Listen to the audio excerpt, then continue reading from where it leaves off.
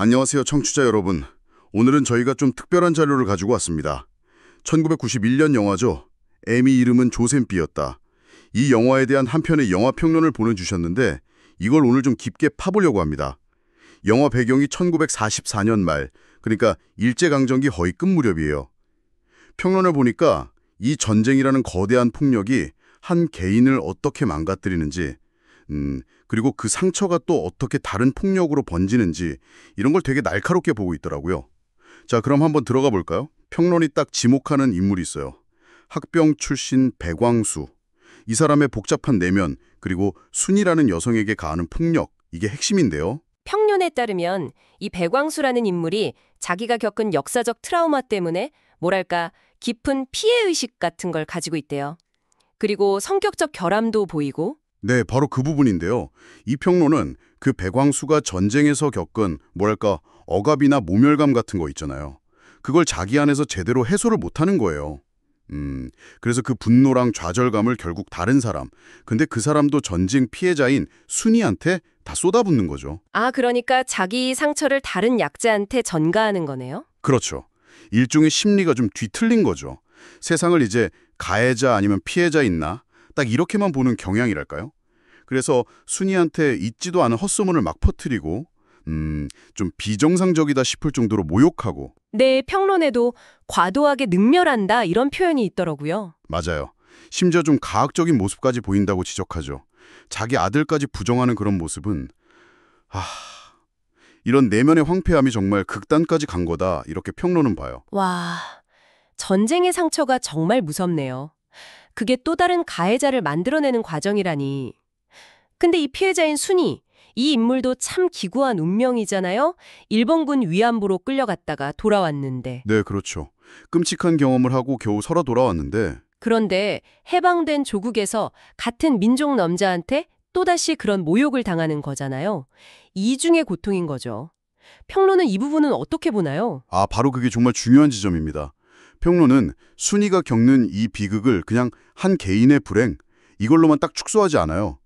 이걸 넘어서서 그 당시 일제강점기라는 시대적 상황, 그리고 또 가부장제라는 사회 구조, 이 속에서 한국 여성이 겪어야 했던 복합적인 억압과 고통, 이걸 상징적으로 보여주는 인물로 해석을 하는 거죠. 아하, 그러니까 단순히 백왕수 개인의 폭력 문제가 아니라? 네, 그 폭력이 사실은 더 큰 구조적인 폭력, 그러니까 시대나 사회가 가했던 폭력과 연결되어 있다는 거예요.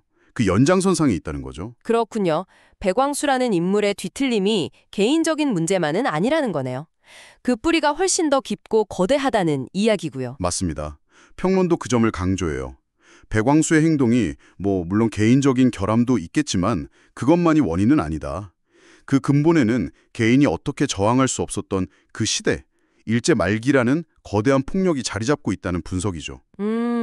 그래서 왜 해방된 조국에서 그가 정상적인 삶을 살지 못했는가 이런 질문을 던지는 거군요. 네, 그 원인을 결국 역사적인 비극 자체에서 찾으려는 시도인 거예요.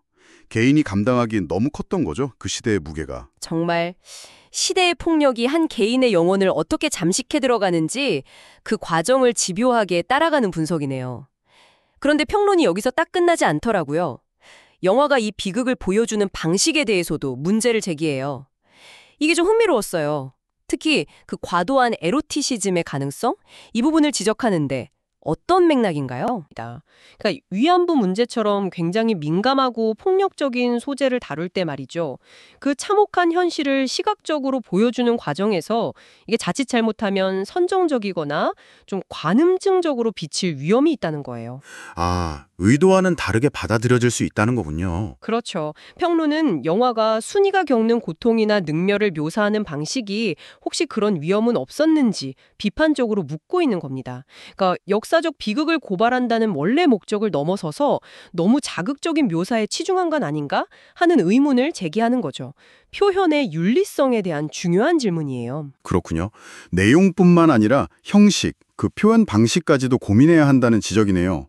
자, 그럼 이 평론을 통해서 우리가 좀 핵심적으로 짚어볼 만한 건 뭘까요? 정리를 좀 해보면 이 애미 이름은 조센비였다라는 영화가 거대한 역사적 폭력갈에서 한 개인, 백왕수가 어떻게 망가지고 그리고 그 상처 입은 영혼이 다시 또 다른 약자, 순이에게 폭력을 행사하는 그 비극적인 연쇄, 이걸 굉장히 충격적으로 그렸다는 점, 그리고 이런 비극의 원인을 단순히 개인의 문제가 아니라 시대와 역사 속에서 찾아야 한다. 이 평론은 이걸 굉장히 강조하고 있고요. 네, 맞습니다. 그리고 동시에 아무리 그 문제의식이 정당하다고 해도 이런 역사적 트라우마, 특히 성적인 폭력을 다룰 때는 그 표현 방식에 대해서는 정말 끊임없이 고민하고 성찰해야 한다는 점. 평론은 바로 이 점을 역설하고 있는 거죠. 고발이냐 아니면 선정성이냐, 그 아슬아슬한 경계에 대한 질문을 우리에게 던지는 것 같아요. 바로 그 지점인 것 같습니다.